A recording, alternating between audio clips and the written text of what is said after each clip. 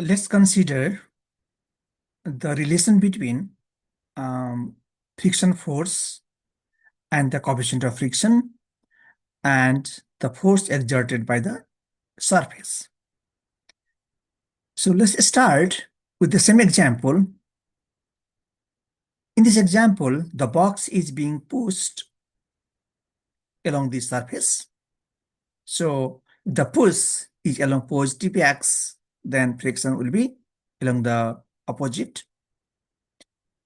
So let's draw a diagram here. I'm going to draw a force diagram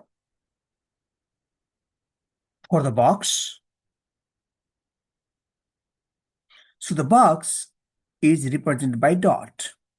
So this dot is basically the representation of box.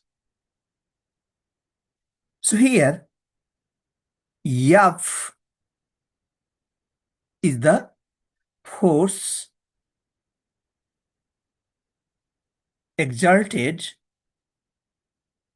by the surface on the box. Okay. And this force can be broken down into two parts. One is Fn and other is Fs. Okay.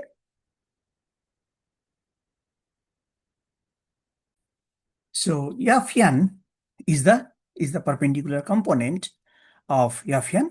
We call it the normal force. And Fs is the component parallel to the surface. We call it friction force, in this case static, because the object is not moving or is not going to sliding. So as usual, this is the force exerted by Earth, and that is the applied force. So here this is the applied force. This is the basically weight. Okay. So in positive value or in just magnitude, we can write Fn equals Fe, and applied force is equal in magnitude, in this case the static friction. So when the object, in this case the box, just slide, in this case we can write Fs as Fs max, and in this scenario we can write Fs max equals mu s times Fn. Okay, and similarly for the kinetic friction, we can write Fk equals mu k and Fn.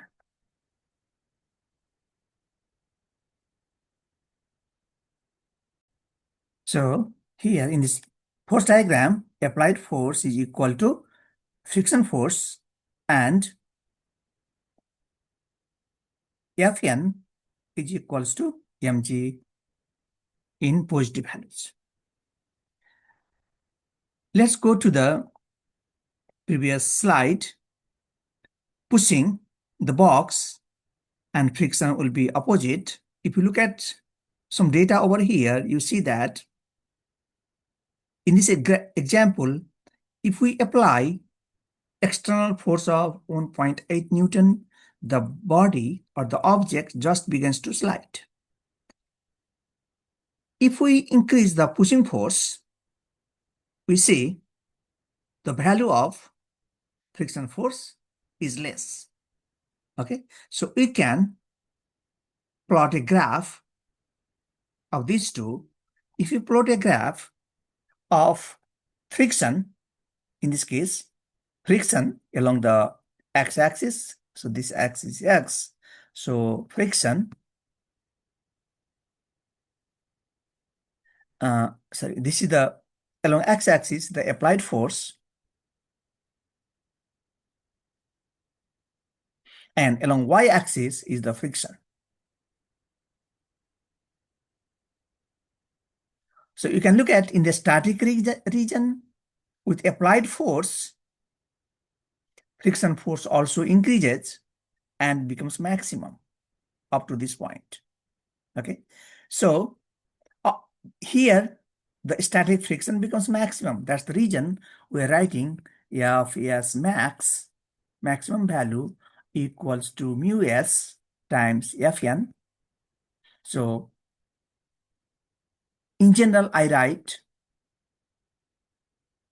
Fn instead of n. This is just a matter of symbol. After that, you see that if you increase the friction force, in our case, this value is 1.8 Newton, right? After that, if we increase the applied force, say, in our example, we applied the force is the, for example, it is the 2 Newton. If we apply the force is the 2 Newton, you see that the friction decreases, right? If we keep increasing, then after some external force, it remains nearly same. Okay. So this graph gives you important idea about the static friction and the kinetic friction. So this clearly tells you that coefficient of static friction is greater than coefficient of the kinetic friction. Okay. Other important concept we'll see is what factors does friction depends. Okay. So friction between two surfaces in contact depends on roughness of surface. So what do you mean by that? So for example, if I have a box of 1 kilogram, say this is a surface 1, say this is a glass. If I took the same mass, same object of 1 kilogram, but now this is a, say, the carpet, these are two different materials. This is a glass. So in this case, friction force here, F is say 1, and here friction force for the carpet 2, they are different. So they are not same. So they are not same. So friction force depends on the surfaces in touch or in contact. So next is telling that friction force depends on the normal force pressing the object together. So one example we can take, say this is the glass surface. If this is 1 kilogram, then if you draw the force diagram, for example, Fn and here Fg, they're equal. For example, you can say my applied force is F as usual and friction force is Fs. If instead of 1 kilogram, I took the 2 kilogram, the surface is still the glass. Now, the value of force due to earth, which is weight, here, and this Fn, these two are different, right? So for example, here this is mg 1 times 9.8, which equals 9.8 Newton. So Fn is, in this example, is also 9.8 Newton. So here it is 2 times 9.8, which equals 19.6 Newton. So Fn is also 19.8 Newton. So you know that if the normal force changes, accordingly the friction force will change. So this tells you that, this gives you example that it depends on these two factors. But friction force is independent of area, apparent area of contact. So what does it mean by that? Say, I take an object of this shape. Say, for example, this is 1 kilogram. Say this is glass surface. If you take the same object, of same object means the object made of similar object, similar mm, material. So I would say here the materials is same, material same. So in this case, the friction force will be the same. So Fs will be same. It will not depend on the surface area in contact. And it also will not depend on friction force. Friction is generally independent of a relative sliding speed between the surfaces in contact in the case of the kinetic friction. You can also watch those videos that gives you idea, explains these concepts. So if you are familiar with this concept, now you can practice 1, but you need to explain. Similarly, you can practice 2, practice 3, and practice 4.